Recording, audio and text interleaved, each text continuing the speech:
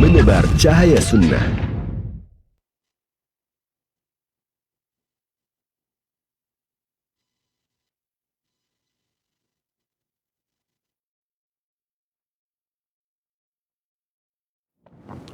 Bismillah. Assalamualaikum warahmatullahi wabarakatuh. Alhamdulillah hamdan katsiran thayyiban mubarakan fi kama yuhibbu rabbuna wa yarda. Asyhadu an la ilaha illallah wahdahu la syarika lah wa asyhadu anna Muhammadan abduhu wa rasuluh la nabiyya ba'da ma ba'd. Ikhwati Islam wa azakumullah, sahabat Roja, alhamdulillah senang sekali rasanya di kesempatan pagi yang berbahagia ini kembali kita akan simak program kajian ilmiah dalam pembahasan rutin kitab Sahih Fikih Sunnah Fikih Ibadah, disampaikan secara langsung oleh guru kita Ustadz Dr. Musyafa Ad-Darini Hafidhahullah dari Kudus. Pembahasan di kesempatan ini masih melanjutkan berkaitan dengan masalah-masalah dalam sholat jenazah bagian yang ketiga. Nah, ikhwati Islam azakumullah, setelah penyampaian materi, silakan nantinya Anda dapat bergabung bersama kami untuk bertanya seputar pembahasan di line telepon 0218236543, atau Anda dapat mengirimkan pertanyaan melalui pesan singkat di cas WhatsApp di nomor yang sama 0218236543. Berikut kita akan simak penjelasan materi yang akan disampaikan. Selanjutnya kita persilakan kepada Al-Ustadz. Fala tafaddal masykura Ustadz. Naam. Bismillahirrahmanirrahim. Assalamualaikum warahmatullahi wabarakatuh. Alhamdulillahi rabbil alamin. Wassalatu wassalamu ala ashrafil anbiya'i wa sayyidil mursalin, Nabiina Muhammadin wa ala alihi wa sahbihi wa man tabi'ahum bi ihsanin ila yaumiddin. Allahumma inna nas'aluka bi asma'ikal husna wa sifatikal ula an tu'allimana ma yanfa'una wa an tanfa'ana bima 'allamtana wa an tazidana 'ilman wa 'amala wa an taj'ala hadzal 'amal khalisan liwajhikal karim wa an tusahhila lana umurana wa talabana fil 'ilmi wa an tusliha lana qulubana wa syu'unana kullaha wa alla takilana ila anfusina tarfata 'ain. Amin amin ya rabbal alamin, innaka waliyyu dzalika wal qadiru 'alaih. Para jamaah sekalian, kaum muslimin dan kaum muslimat, khususnya para pemirsa Roja TV dan para pendengar Radio Roja yang semoga dimuliakan dan dirahmati oleh Allah Subhanahu wa taala. Alhamdulillah, kita panjatkan puja dan puji syukur kita kepada Allah Subhanahu wa taala atas nikmat-nikmatnya yang terus Allah berikan kepada kita semuanya. Alhamdulillah, kita masih Allah berikan nikmat hidayah Islam, nikmat iman. Allah masih memberikan kepada kita nikmat kesehatan. Allah masih memberikan kepada kita umur yang dengannya kita bisa melakukan kebaikan-kebaikan. Allah masih memberikan kepada kita nikmat teman-teman yang baik dan nikmat-nikmat yang lainnya yang tidak mungkin kita bisa sebutkan semuanya. Mudah-mudahan Allah Subhanahu wa taala memberikan kepada kita nikmat untuk bisa mensyukuri nikmat-nikmat tersebut, sehingga Allah jaga nikmat-nikmat ini ada pada kita dan Allah berikan kepada kita tambahan nikmat yang lainnya. Amin amin ya rabbal alamin. Tidak lupa salawat dan salam, keberkahan dan kenikmatan semoga selalu terlimpahkan dan tercurahkan kepada Nabi yang sangat kita cintai dan sangat kita junjung tinggi, Nabi Agung Muhammad sallallahu alaihi wasallam. Begitu pula kepada seluruh keluarga beliau, seluruh sahabat beliau dan seluruh kaum muslimin yang mengikuti beliau dan para sahabatnya dengan baik hingga hari akhir nanti. Para jemaah sekalian rahiman wa rahimakumullah, kita masih belum selesai membahas tentang masalah-masalah yang berkaitan dengan sholat jenazah. Di pertemuan yang sebelumnya kita membicarakan tentang apabila ada jenazah ditemukan, sedangkan kita tidak tahu apakah jenazah tersebut jenazah dari seorang muslim, ataukah dia jenazahnya orang yang non-muslim? Kita kemarin sudah bahas masalah ini, kemudian kita sampaikan, kita bahas bahwa yang pertama kali harus kita lihat adalah tanda-tanda yang ada pada jenazah tersebut. Apakah ada tanda-tanda bahwa jenazah ini muslim? Misalnya, apakah, mohon maaf ya, kemaluannya dikhitan ataukah tidak? Kemudian misalnya dari bajunya, pakaiannya, apakah pakaiannya menunjukkan dia seorang muslim? Ataukah ada tanda-tanda lain? Atau misalnya KTP-nya dilihat ternyata dia non-muslim, maka kita perlakukan seperti jenazahnya non-muslim. Kalau KTP-nya muslim, maka kita perlakukan ya seperti jenazahnya seorang muslim. Intinya, apabila kita dapatkan tanda-tanda bahwa dia muslim, maka kita harus perlakukan dia sebagai seorang muslim. Kemudian kalau tidak ada tanda-tanda itu, dan dia meninggalnya di daerah yang mayoritas penduduknya muslim, atau di negara yang mayoritas penduduknya muslim, maka kita anggap dia sebagai jenazahnya muslim. Tapi kalau dia hidup di daerah yang mayoritas penduduknya beragama non-Islam, ya, atau di negara yang penduduknya mayoritas non-Islam, maka kita perlakukan dia seperti jenazah dari seorang yang non-Islam. Ini pembahasan terakhir kita. Pembahasan yang berikutnya adalah apabila ada jenazah banyak tercampur antara yang muslim dengan yang non-muslim. Ada yang Islam, ada yang kafir. Tercampur. Dan kita tidak bisa membedakan.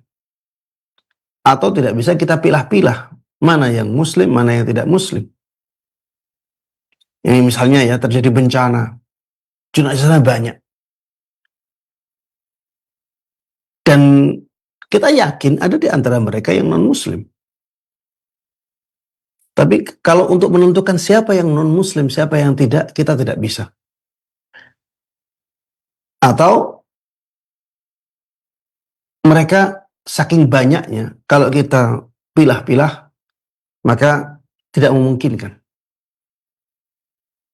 Di sini disebutkan, ikhtalafal ulama fi dzalika ala qaulain. Para ulama berbeda pendapat dalam masalah ini menjadi dua pendapat. Pendapat yang pertama, idza ikhtalata mautal muslimina bi mautal musyrikin falam yumayyizu shalla ala jami'ihim yanwil muslimin.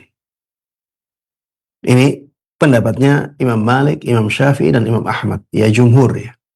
Mayoritas ulama berpendapat seperti ini. Jadi kalau misalnya ada jenazah banyak, ada yang muslim, ada yang musyrik, dan mereka tidak bisa dibedakan, maka mereka disolati semuanya. Tapi yang menyolati niat untuk menyolati yang muslim saja. Jadi kita yang menyolati mereka misalnya, maka kita niatkan sholat ini untuk yang muslim saja. Dan ini pendapat yang Ana lihat paling kuat dalam masalah ini. Karena kaum muslimin punya hak untuk kita sholati. Mereka saudara-saudara kita. Sehingga yang paling bagus dalam masalah ini adalah menyolati mereka, tapi niat kita hanya untuk menyolati yang muslim saja. Tapi pendapat yang kedua, dilihat mana yang dominan. Disebutkan di sini, idza ikhtalata mautal muslimin bi mautal kuffar, fa in kanatil ghalabah lil muslimin ghussilu aw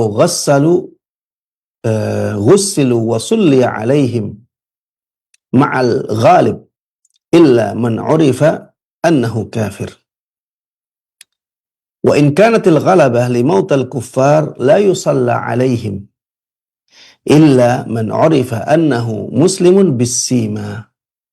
Fa idza stawaya lam yusalla alaihim lianna as-salata 'ala al-kuffari manhiyun 'anha wa yajuzu tarku as-salati 'ala ba'dil muslimin. Ya, ini pendapat yang kedua. Ini pendapatnya Imam Abu Hanifah rahimahullah. Beliau mengatakan kalau kebanyakan dari mereka adalah kaum muslimin, maka mereka dimandikan dan disolati. Kecuali orang yang diketahui bahwa dia kafir. Kalau sebaliknya, kebanyakan dari mereka adalah kaum musyrikin, maka mereka tidak disolati. Kecuali yang diketahui bahwa dia seorang muslim. Kalau misalnya sama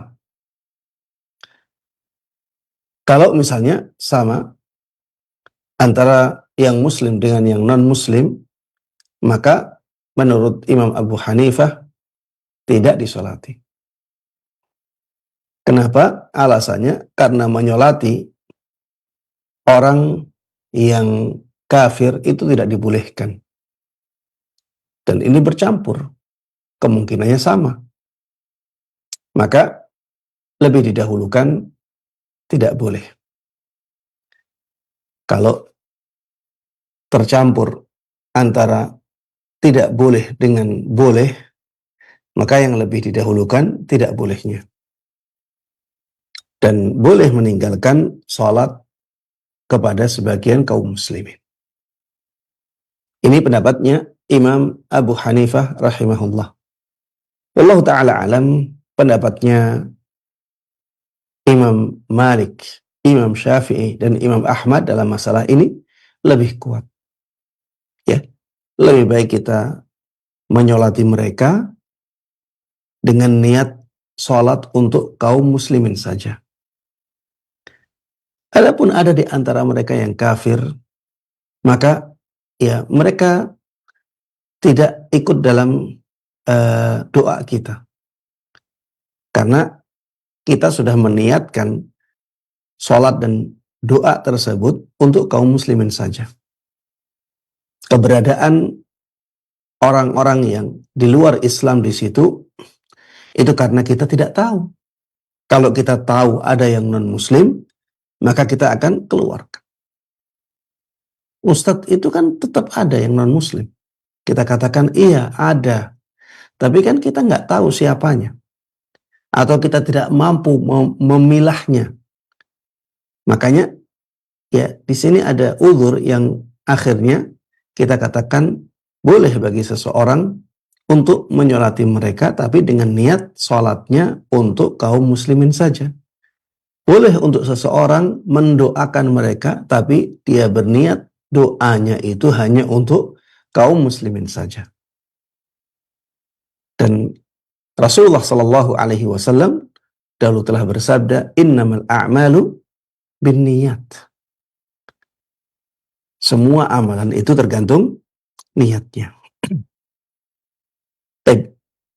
Masalah yang berikutnya para jamaah sekalian rahimana wa rahimakumullah adalah di manakah sebaiknya kita melakukan sholat jenazah. Ini penting untuk kita bahas. Banyak dari orang-orang di zaman ini yang meyakini sesuatu yang eh, dalam masalah ini ya, yang sebenarnya tidak berdasar. Banyak dari kaum muslimin yang menganggap bahwa sholat jenazah di masjid itu lebih afdal.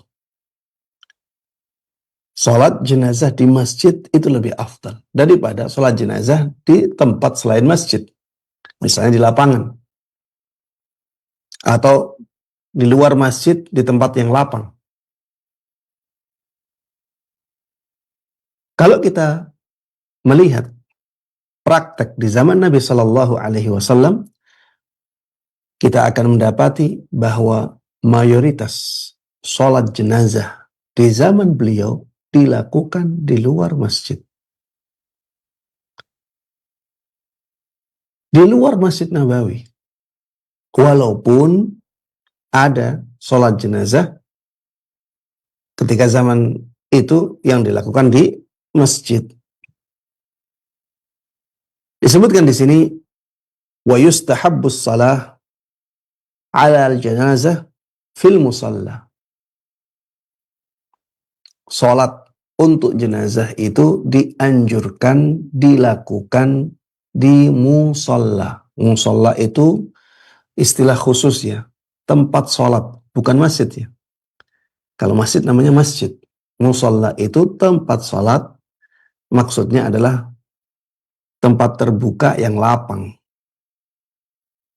Kenapa dianjurkan untuk sholat jenazah di musalla bukan di masjid? Li'annal ghaliba min salatin Nabi sallallahu alaihi wasallam 'ala al-janazah kana fil musalla fi makanin mu'addin lidzalik.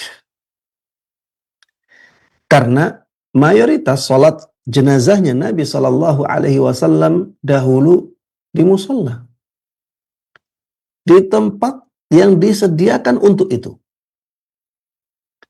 bukan di masjid.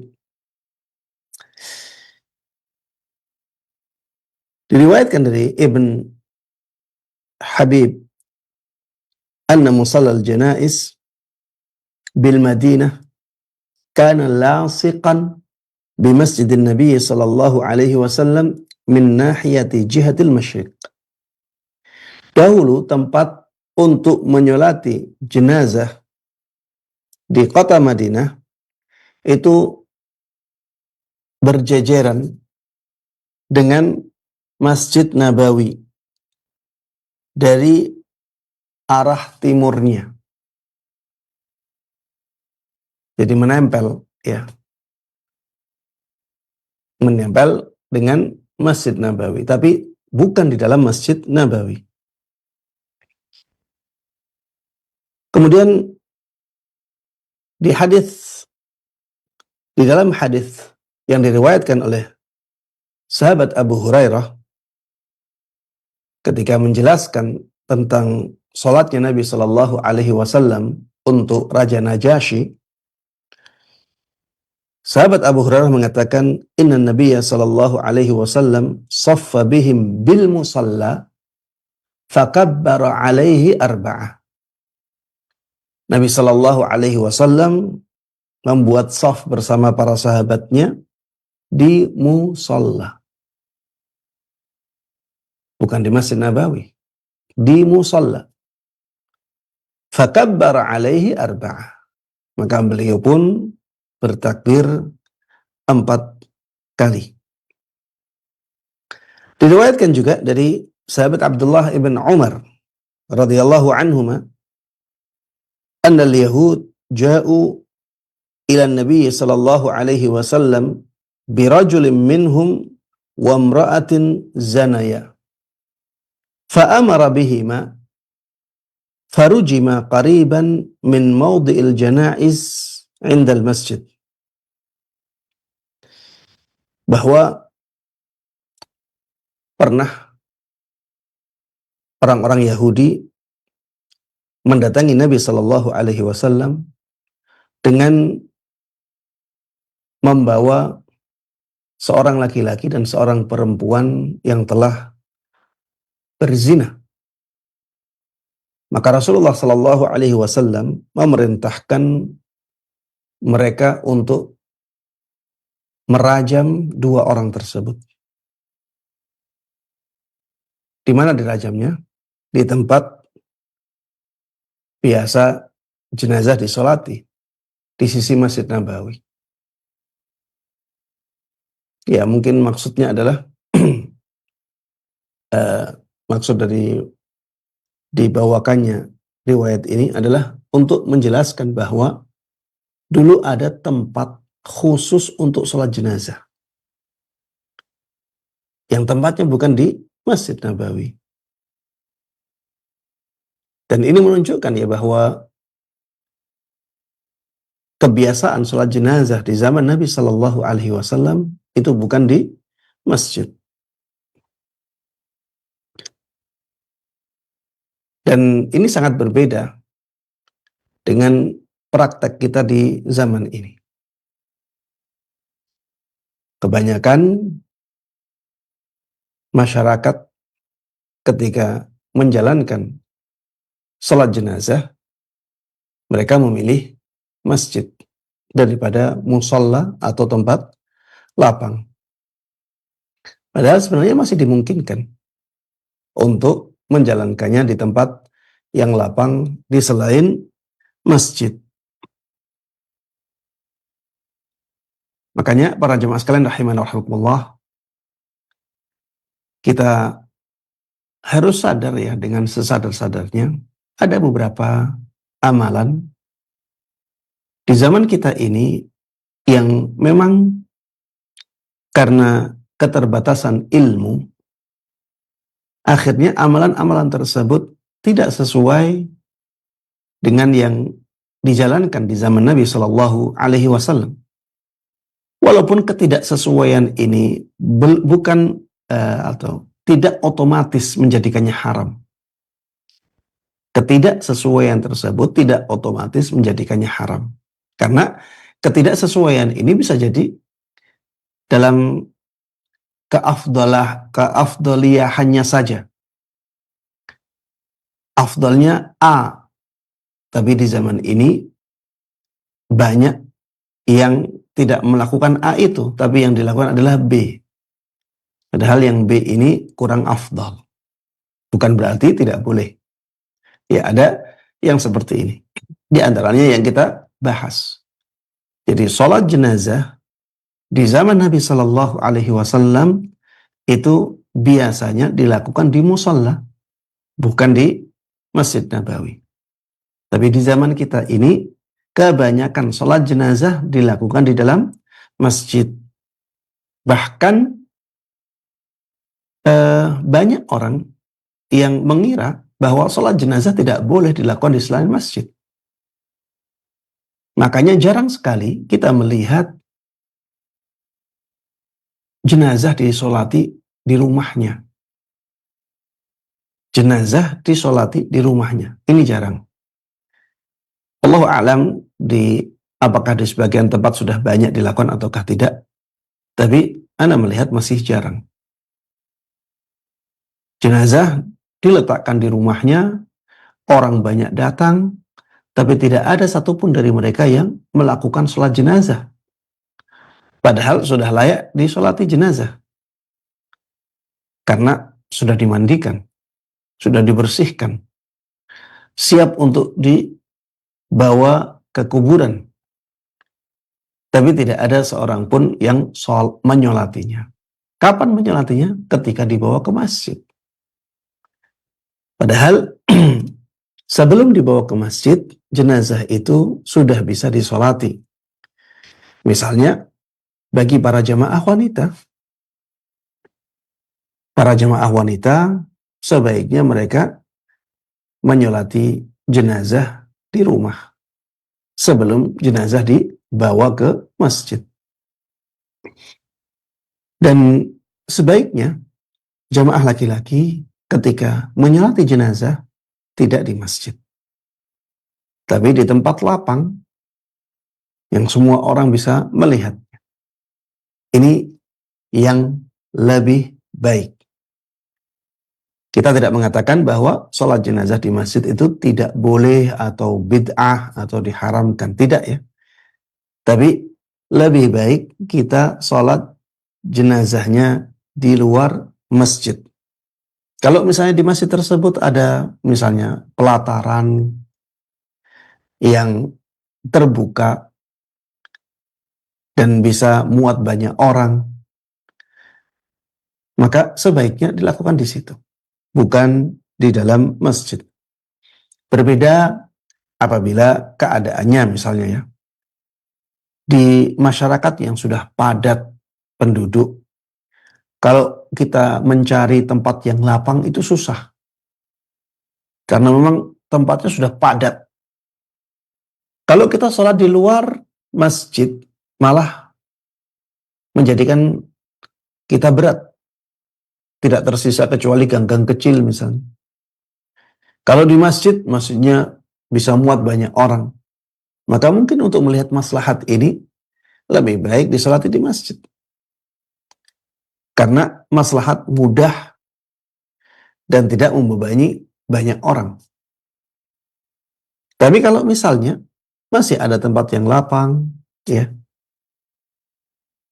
kalau kita sholat di sana maka tidak ada masalah sama sekali, maka lebih baik kita menyolatinya di musalla, bukan di dalam masjid. Karena itulah yang dahulu banyak dilakukan oleh Nabi kita Muhammad Sallallahu Alaihi Wasallam bersama para sahabatnya. Masalah yang berikutnya, apa hukum sholat jenazah di dalam masjid? Apa hukum sholat jenazah di dalam masjid? Di dalam masalah ini ada 3 pendapat yang dikemukakan oleh para ulama. Pendapat yang pertama adalah makruh. Sholat jenazah di dalam masjid itu makruh. Ini pendapatnya para ulama dalam mazhab Hanafi dan para ulama dalam mazhab Maliki. Mereka mengatakan sholat jenazah di dalam masjid itu makruh.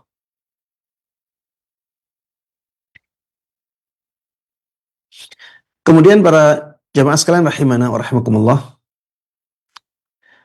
mereka mengatakan demikian ya karena memang mayoritas sholat jenazahnya Nabi Shallallahu Alaihi Wasallam itu di musalla, bukan di dalam masjid.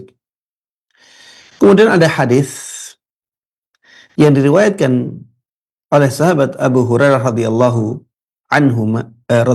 anhu, beliau mengatakan bahwa Rasulullah Shallallahu Alaihi Wasallam pernah bersabda, "Man shalla ala janazatin fil masjidi fala syai'alah." Barang siapa yang sholat jenazah di dalam masjid, maka tidak mendapatkan apapun darinya. Dia tidak mendapatkan apapun darinya. Ya, ini hadis yang diperselisihkan oleh para ulama. Ya, ada yang mengatakan sahih, ada yang mengatakan lemah. Wallahu ta'ala alam, pendapat yang lebih kuat adalah pendapat yang mengatakan hadis ini hadis yang lemah. Ini pendapat yang pertama. Ya, bahwa sholat jenazah di masjid adalah makruh. Pendapat yang kedua, pendapat yang mengatakan bahwa sholat jenazah di masjid dibolehkan. Dan ini pendapat dalam mazhab Hambali. Ini pendapatnya para ulama dalam mazhab Hambali. Dan mereka berdalil dengan hadis dari Ibunda Aisyah radhiyallahu anha. Beliau pernah mengatakan, "Ma shalla Rasulullah sallallahu alaihi wasallam ala Suhail ibn Bayda illa fil masjid." Rasulullah sallallahu alaihi wasallam tidaklah menyolati Suhail ibn Bayda kecuali di dalam masjid. Rasulullah Shallallahu Alaihi Wasallam tidaklah menyolati Suhail ibn Baydha kecuali di dalam masjid. Ini menunjukkan bahwa Rasulullah Shallallahu Alaihi Wasallam pernah menyolati sebagian sahabat Nabi Shallallahu Alaihi Wasallam di dalam masjid. Maka para ulama dalam mazhab Hambali dengan hadis ini mengatakan bahwa sholat jenazah di dalam masjid itu boleh, tidak makruh. Kalau itu makruh, maka harusnya Rasulullah Shallallahu Alaihi Wasallam tidak melakukannya, karena ya ada tempat sholat jenazah khusus ketika itu yang dekat dengan Masjid Nabawi. Kenapa Rasulullah Shallallahu Alaihi Wasallam meninggalkan tempat itu? Ketika beliau memilih masjid dalam keadaan yang seperti ini, maka itu menunjukkan bolehnya hal tersebut, tidak sampai derajat makruh. Wallahu a'lam. Pendapat yang ketiga, menyolati jenazah di dalam masjid itu dianjurkan. Menyolati jenazah di dalam masjid itu dianjurkan apabila ya kita bisa menjaga kebersihan masjid. Apabila hal tersebut tidak menjadikan masjid kotor, maka menyolati jenazah di dalam masjid itu dianjurkan. Dan ini pendapatnya para ulama dalam mazhab Syafi'i. Mereka berdalil dengan hadis Ibunda Aisyah radhiyallahu anha tadi, bahwa Rasulullah Shallallahu Alaihi Wasallam tidaklah menyolati Suhail ibn Baydha kecuali di dalam masjid. Dan mereka juga mengatakan bahwa masjid adalah tempat yang paling mulia, sehingga ibadah sholat jenazah di tempat tersebut menjadi lebih mulia. Dari tiga pendapat ini, wallahu ta'ala alam, pendapat yang kedua lebih kuat. Pendapat yang kedua lebih kuat, yaitu pendapat para ulama dalam mazhab Hambali, yang mereka mengatakan bahwa sholat jenazah di musalla lebih afdal, tapi boleh sholat jenazah di dalam masjid. Kenapa pendapat ini lebih kuat? Karena pendapat ini mengumpulkan semua dalil sesuai dengan porsinya. Kalau kita melihat dalil-dalil yang menjelaskan tentang tempat sholatnya, tempat sholat jenazahnya Nabi Shallallahu Alaihi Wasallam, maka kita akan mendapati bahwa dahulu Nabi Shallallahu Alaihi Wasallam itu biasanya sholat jenazahnya tidak di Masjid Nabawi, tapi di musholla yang disiapkan untuk menyolati jenazah. Sehingga kita akan katakan ini yang lebih afdal. Ini yang lebih afdal. Adapun Rasulullah Shallallahu Alaihi Wasallam pernah menyolati sebagian sahabatnya di dalam masjid, maka itu menunjukkan boleh. Itu menunjukkan bolehnya sholat jenazah di dalam masjid. Ini hukum asal. Ya, kita membicarakan hukum asal. Hukum asal ini bisa berubah karena pengaruh situasi dan kondisi. Misalnya ketika keadaan sedang hujan, maka ketika kita akan memberatkan orang-orang yang menyolati jenazah di musholla, maka lebih baik kita sholat di dalam masjid. Karena al-masyaqqatu tajlibut taysir, bahwa sesuatu yang berat itu bisa mendatangkan kemudahan. Lebih baik ya sholat di masjid meringankan para jamaah dalam sholatnya. Mereka sholatnya bisa lebih khusyuk. Karena kalau sholat dalam keadaan kehujanan, itu malah akan menghilangkan kekhusyuan mereka. Dan bisa jadi banyak orang yang tidak mau sholat ketika keadaannya seperti itu.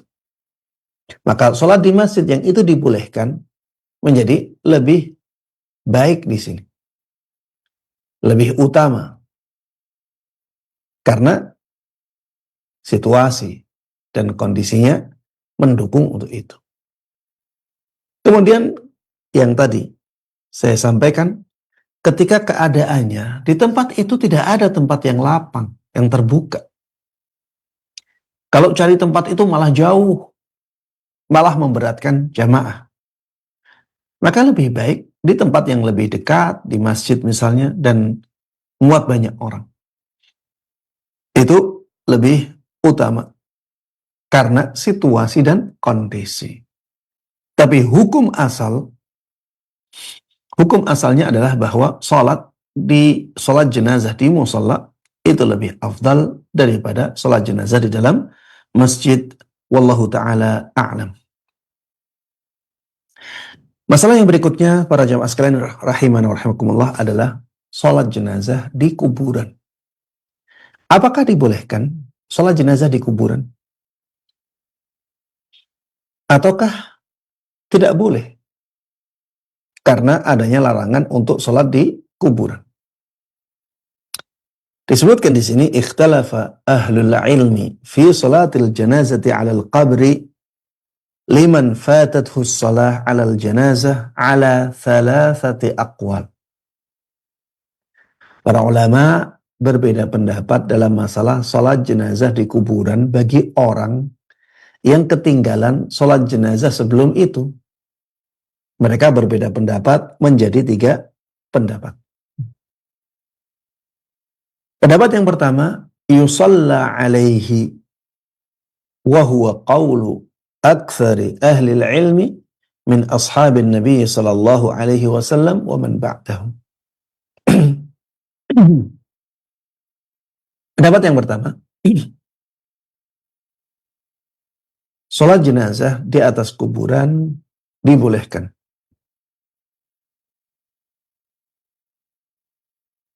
Sholat jenazah di atas kuburan bagi orang yang ketinggalan sholat jenazah sebelum itu, ini disyariatkan. Dan ini pendapat mayoritas sahabat Nabi Sallallahu Alaihi Wasallam dan orang-orang atau ulama-ulama yang setelahnya. Ini pendapatnya Imam Asy-Syafi'i, Imam Ahmad, Ibn Hazm, dan yang lainnya. Dan ini banyak ya, karena ketidaktahuan banyak disalahkan oleh orang-orang yang karena ketinggalan sholat jenazahnya sudah dikuburkan, akhirnya mereka sholat di kuburan, sholat jenazah. Banyak orang-orang yang jahil, yang kurang belajar ilmu agama, menyalahkan praktek ini. Padahal praktek ini telah dilakukan dan dicontohkan oleh Nabi kita Muhammad Sallallahu Alaihi Wasallam. Di sini pentingnya kita belajar ilmu agama. Pentingnya kita menelaah sunnah-sunnah Nabi Sallallahu Alaihi Wasallam. Dan jangan sampai kita mudah menyalahkan orang tanpa kita belajar dulu, tanpa kita membaca dahulu. Apakah di zaman Nabi Sallallahu Alaihi Wasallam dan para sahabatnya pernah dilakukan, ataukah tidak pernah dilakukan?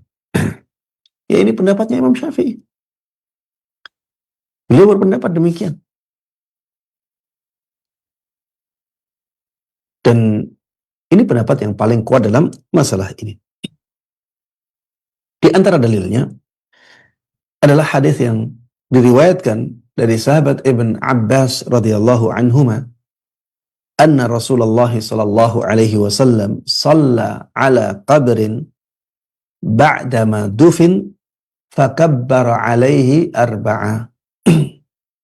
Bahwa Rasulullah sallallahu alaihi wasallam pernah sholat di kuburan setelah jenazahnya dimakamkan, dan beliau bertakbir 4 kali.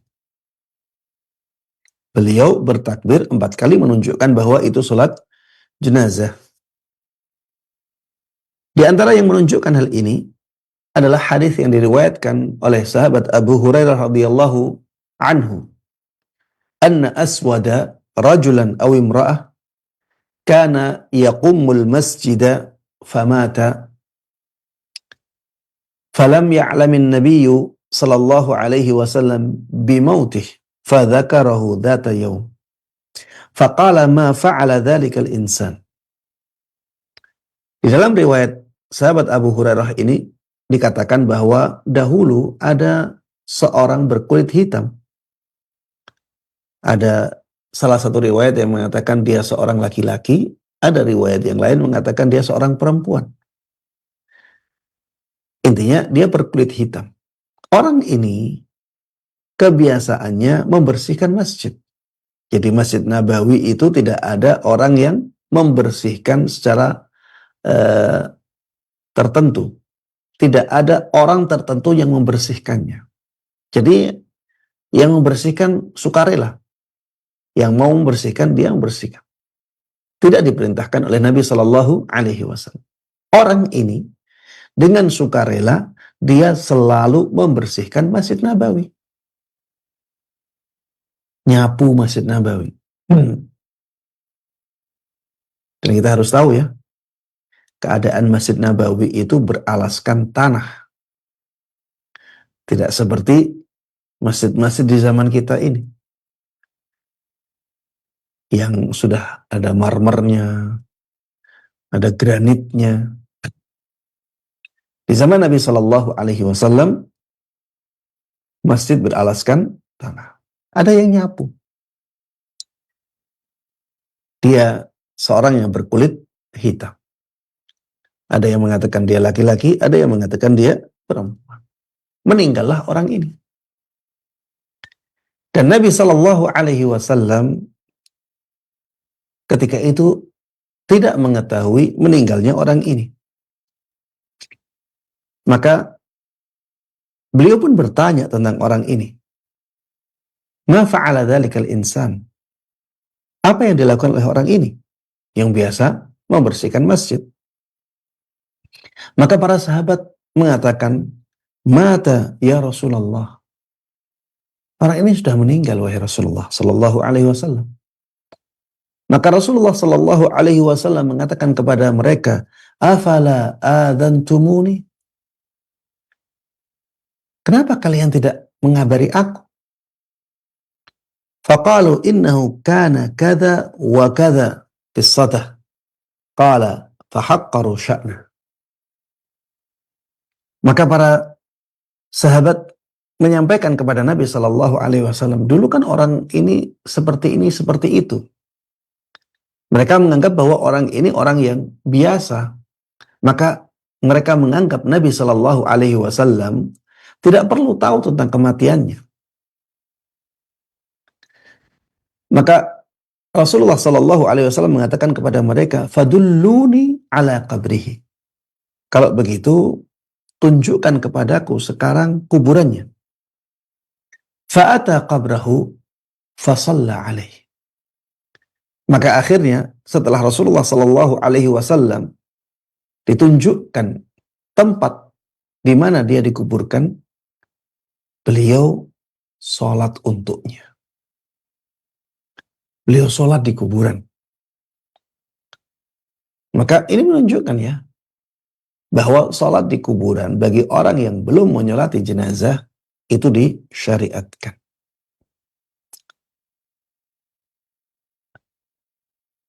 Kemudian ada pembahasan setelah ini. Kalau disyariatkan untuk menyolati jenazah di kuburan, maka sampai kapan? Ini ada pembahasan yang disampaikan oleh para ulama. Akhirnya para ulama berbeda pendapat dalam masalah ini. Ada yang mengatakan boleh disolati, tapi batasannya 3 hari. Ada yang mengatakan boleh disolati di atas kuburan, tapi batasannya 1 bulan. Ada yang mengatakan boleh disolati di kuburannya selama jasadnya belum rusak. Ada yang mengatakan boleh disolati di atas kuburannya selama dia belum menyolatinya. Sampai kapan? Memang tidak ada dalil yang tegas yang menjelaskan batasan ini. Akhirnya para ulama pun berbeda pendapat. Pendapat yang Anda lihat lebih kuat dalam masalah ini adalah pendapat yang mengatakan bahwa tidak ada batasan dalam masalah ini selama orang tersebut meninggalnya ketika orang ini masih hidup. Ketika orang yang menyolati masih hidup. Ketika orang yang menyolati masih hidup. Sehingga ya ketika orang yang menyolati belum lahir misalnya, maka tidak ada anjuran untuk itu. Karena memang tidak ada dalil yang menjelaskan tentang batasan sampai kapan seseorang menyolati atau dibolehkan menyolati jenazah di atas kuburan. Sedangkan kita tahu Nabi Shallallahu Alaihi Wasallam pernah melakukannya.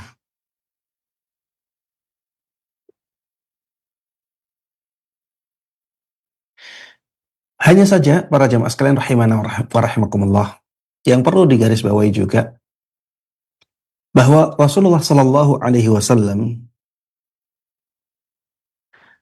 ketika menyolati jenazah orang yang membersihkan masjid, beliau menyolati jenazah di atas kuburan tersebut dalam waktu yang relatif dekat dengan kematiannya. Dan beliau juga tidak diketahui sering melakukan ini. Maka kita sebaiknya ya menyesuaikan praktek kita dengan apa yang dilakukan oleh Nabi Shallallahu Alaihi Wasallam. Solati kalau waktunya masih dekat. Dan solati orang-orang yang punya kedudukan yang istimewa di hati kita, tidak kepada semua orang.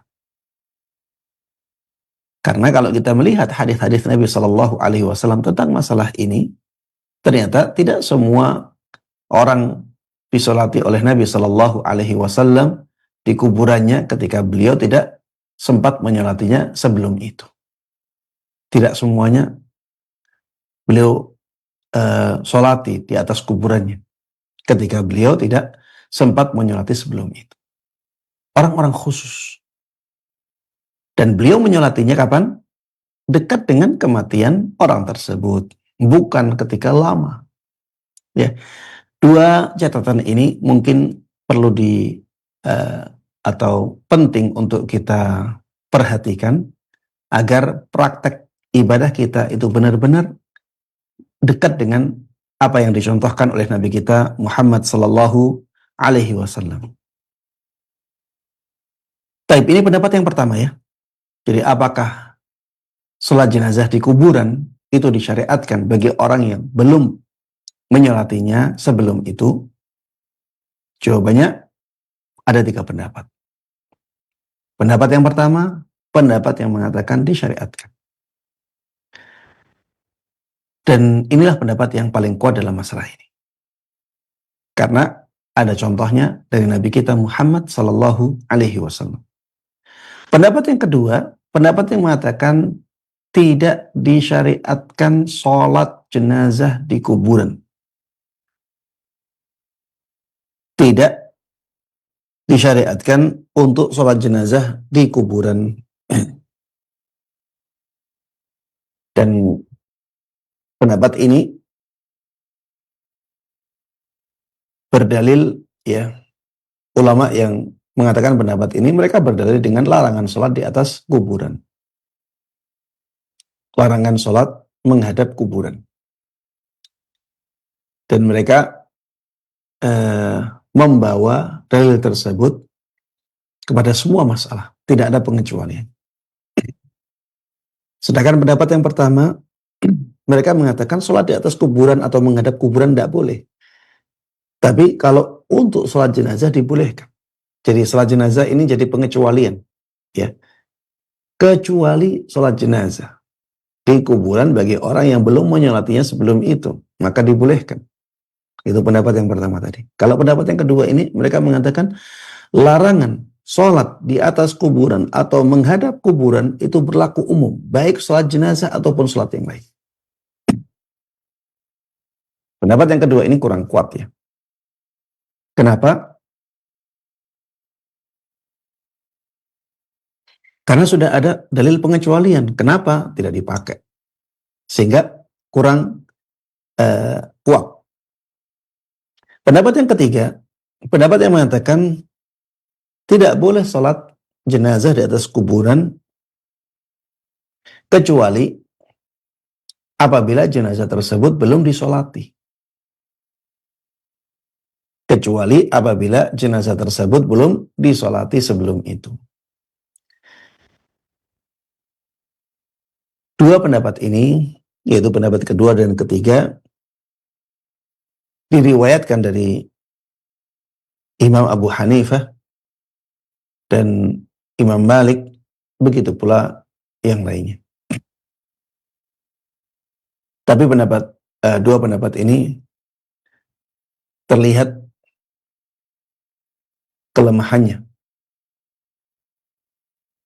Karena orang yang disolati oleh Nabi Shallallahu Alaihi Wasallam itu sudah disolati oleh para sahabat. Orang yang disolati oleh Nabi Shallallahu Alaihi Wasallam di atas kuburannya itu telah disolati oleh para sahabat Nabi Shallallahu Alaihi Wasallam. Makanya Rasulullah Shallallahu Alaihi Wasallam tidak mengingkari mereka sama sekali. Rasulullah Shallallahu Alaihi Wasallam tidak mengingkari para sahabat. Itu menunjukkan para sahabat sudah menyolatinya. Kalau mereka belum menyolatinya, tentunya Rasulullah Shallallahu Alaihi Wasallam akan ingkari. Sehingga pendapat yang ketiga menjadi kurang kuat, ya. Karena mereka mengatakan disyariatkan untuk sholat jenazah di atas kuburan bagi jenazah yang belum disolati sama sekali. Dan ini tidak selaras dengan yang terjadi di zaman Nabi Shallallahu Alaihi Wasallam. Ternyata beliau menyolati orang yang sudah disolati di atas kuburan.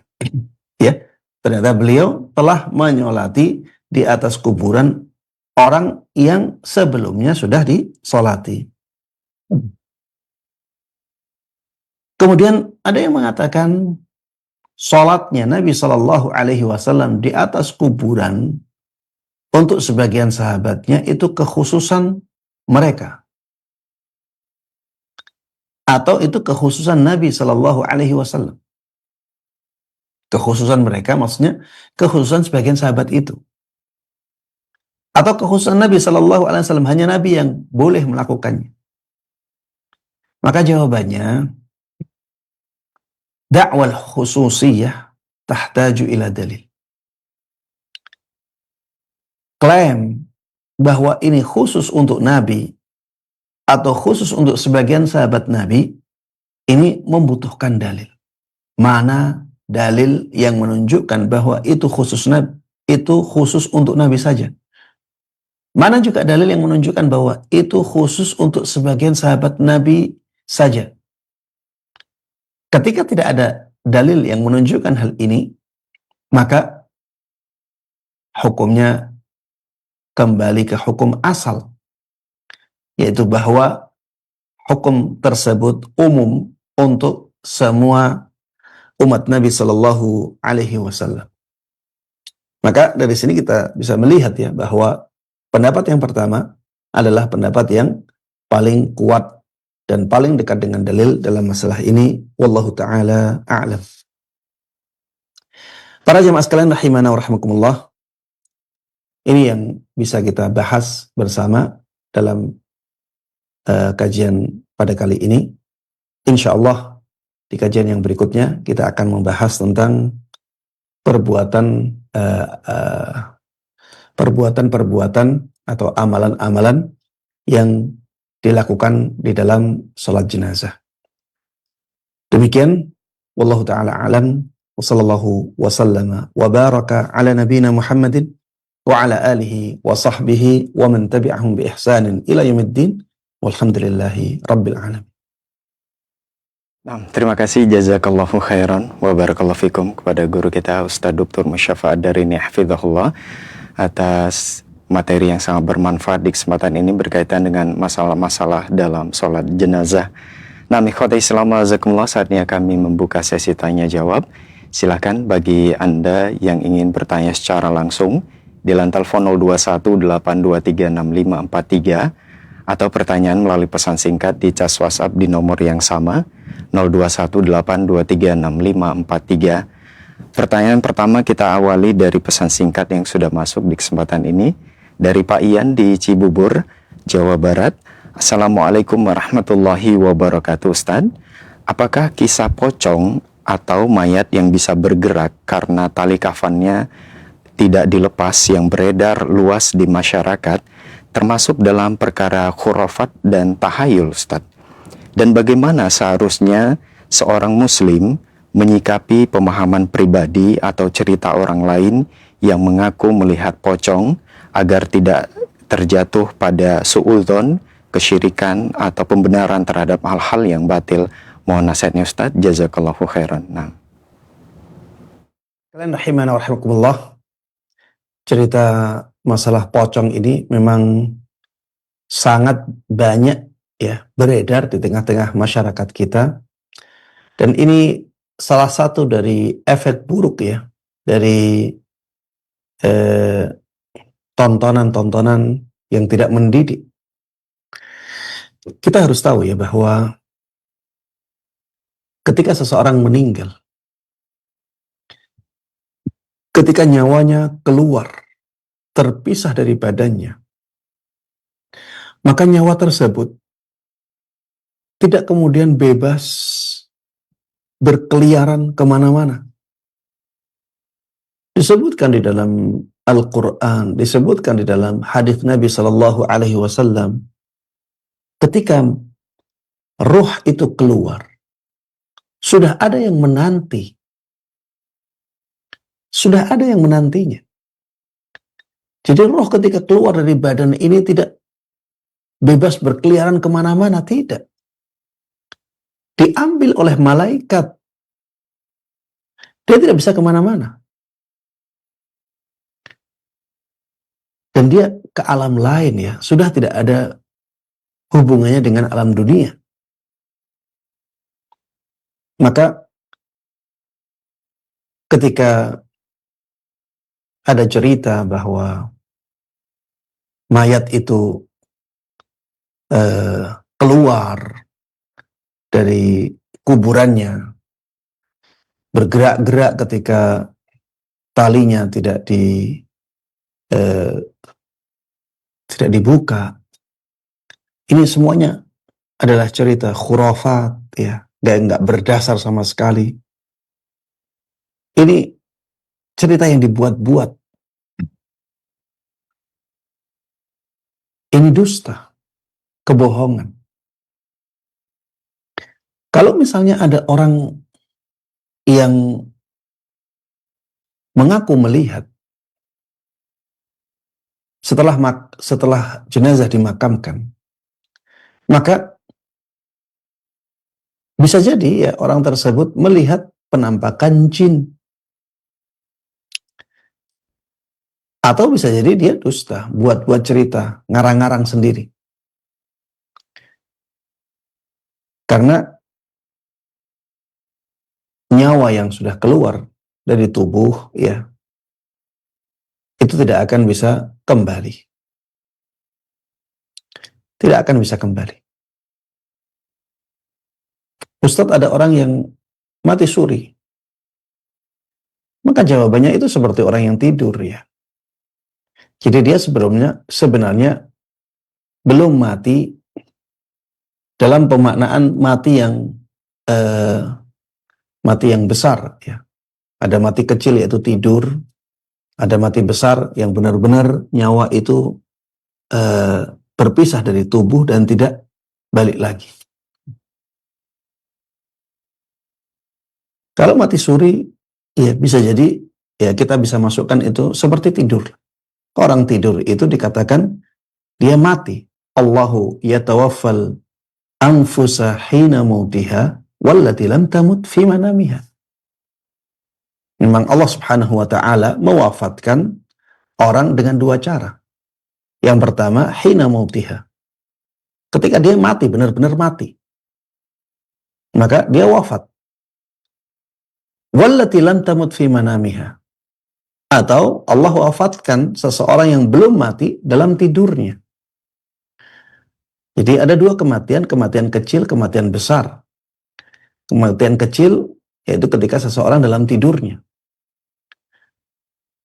Dia nyawanya bisa balik lagi. Kematian yang besar adalah kematian yang tidak mungkin nyawa itu balik lagi. Mati suri bisa jadi ya kita samakan dengan orang yang sedang tidur atau orang yang pingsan. Kalau orang sudah mati dengan kematian besarnya, maka nyawanya tidak mungkin balik lagi. Hatta idza jaa ahadahumul mautu qala rabbirji'un la'alli a'malu salihan fima taraktu kalla. Ya, ada kata-kata seperti itu. Ini firman Allah Subhanahu wa taala. Sampai ketika kematian mendatangi salah seorang dari mereka, dia mengatakan, Rabbirji'un, wahai Rabbku, kembalikan aku. Kembalikan aku ke dunia, kembalikan aku ke jasadku. La'alli a'malu salihan fima taraktu. Agar aku nantinya bisa melakukan amal saleh yang dulu aku tinggalkan. Kalla, tidak mungkin itu terjadi. Wa anfiqu mimma razaqnakum min qabli ay ya'tiya ahadakumul maut fayaqul Rabbi laula akhartani ila ajalin qaribin fa asaddaq wa akum minas salihin. Infakkanlah sebagian harta yang kami berikan kepada kalian sebelum datang kematian kepada salah seorang dari kalian. Lalu dia mengatakan, Rabbi laula akhartani ila ajalin qarib. Wahai Rabbku, tidakkah engkau mengakhirkan ajalku walaupun sebentar? Fa'asaddaq, agar aku bisa bersedekah. Wa aku minas salihin, dan aku bisa menjadi bagian dari orang-orang saleh. Apa kata Allah Subhanahu wa ta'ala? Wa la yuakhirallahu nafsan idza jaa ajaluha. Allah Subhanahu wa ta'ala mengatakan, Allah tidak akan mengakhirkan sebentar, walaupun sebentar, datangnya ajal. Kalau sudah waktunya ajal itu datang, ya sudah, tidak bisa diakhirkan, walaupun sebentar. Diakhirkan saja tidak mungkin. Apalagi yang sudah hilang kemudian dikembalikan lagi. Lebih tidak mungkin lagi. Maka cerita-cerita ada jenazah yang hidup lagi, ya, jadi pocong karena ikatannya tidak dibuka. Ini semuanya khurafat, ya. Ini dusta. Ini ngarang-ngarang. Atau yang dilihat dia adalah jin yang menampakkan dirinya sebagai pocong. Bukan hakikat dari orang tersebut yang keluar, ya, jasad yang sudah mati itu. Dia keluar dari kubur. Subhanallah, orang yang hidup saja. Ini kita menggunakan akal kita, ya. Orang yang hidup, dia kuat, kemudian dikasih kafan, ditali, kemudian dikuburkan dalam keadaan hidup. Coba dia suruh untuk keluar dari kuburnya, bisa nggak? Nggak bisa. Itu berat sekali. Itu bisa sampai 2 meter ya. Dalamnya kuburan itu. Bisa sampai 2 meter. Coba bayangkan orang yang kuat sekali dikasih diikat dalam kafan, ya, kemudian dikuburkan hidup-hidup, kemudian ditimpa dengan tanah dengan kedalaman seperti itu. Suruh dia keluar dari kuburnya, bisa nggak? Nggak bisa. Apalagi orang yang benar-benar mati. Gimana dia bisa keluar dari kuburnya? Ini belum lagi tadi pembahasan tentang nyawa. Nyawa itu ketika keluar dari badan seseorang, maka dia tidak bebas berkeliaran kemana-mana. Dia sudah disambut oleh malaikat. Kalau dia nyawanya adalah nyawa yang mulia, disambut oleh malaikat-malaikat yang mulia. Kalau dia nyawanya adalah nyawa yang hina, maka disambut oleh malaikat-malaikat yang bengis, yang kejam, yang menyeramkan. Dia tidak bebas berkeliaran. Ya, inilah yang disebutkan di dalam hadis-hadis Nabi Shallallahu Alaihi Wasallam. Ya, demikian para jemaah sekalian rahimani wa rahimakumullah yang bisa kita bahas bersama dalam kesempatan kali ini. Mudah-mudahan Allah Subhanahu wa taala terus membimbing kita di atas sunnah Nabi Shallallahu Alaihi Wasallam hingga ajal menjemput kita semuanya dengan husnul khatimah. Amin amin ya rabbal alamin. Sallallahu wasallam wa baraka ala nabiyina Muhammadin wa ala alihi wa sahbihi wa man tabi'ahum bi ihsanin ila yaumiddin. Wa subhanakallahumma wa bihamdik asyhadu an la ilaha illa anta astaghfiruka wa atubu ilaik. Assalamualaikum warahmatullahi wabarakatuh. Waalaikumsalam warahmatullahi wabarakatuh. Terima kasih jazakallahu khairan wa barakallahu fikum kepada guru kita atas ilmu dan waktu luang yang telah diberikan. Demikian ikhwati Islam azakumullah, program kajian ilmiah dalam pembahasan rutin ya kitab Sahih Fikih Sunnah Fikih Ibadah disampaikan oleh Ustadz Dr. Musyafa Ad-Darini hafizahullah dari Kudus. Semoga apa yang telah beliau sampaikan tentang berbagai permasalahan dalam sholat jenazah dapat menambah ilmu kita, meluruskan pemahaman, serta menguatkan kita untuk beribadah sesuai dengan tuntunan Rasulullah SAW. Semoga Allah Subhanahu wa Ta'ala selalu memberikan kemudahan bagi kita semua dalam beramal soleh. Amin ya rabbal alamin. Kami yang bertugas pamit undur diri. Mohon maaf atas segala khilafan. Terima kasih. Jazakumullahu khairan wa barakallahu fikum atas kebersamaan Anda.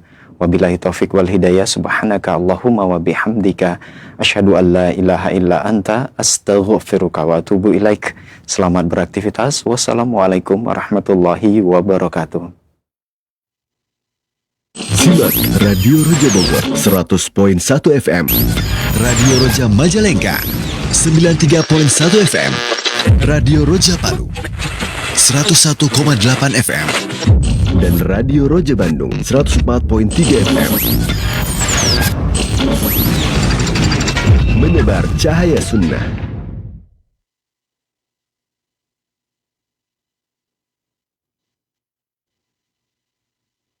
والسابقون الأولون من المهاجرين والأنصار والذين اتبعوا Mutiara Salaf. Mutiara Salaf.